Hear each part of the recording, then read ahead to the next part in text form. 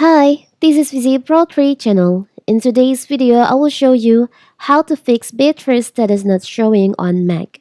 Before we get started, don't forget to subscribe and turn on the notification to keep you updated about this channel.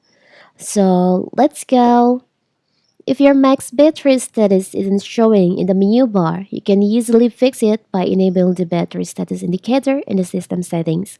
How to do it? So simple. As you can see here on the menu bar, there is no battery status in here.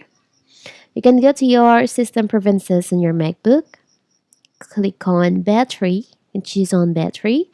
Now choose on battery in here, and you'll find there is an option show battery status in menu bar. You can just click on that, and now you can see the battery status appear on your MacBook menu bar. It's very simple to write. So that is how to fix battery status not showing on menu bar on MacBook. Don't forget to like and subscribe and turn on the notification to keep you updated about this channel.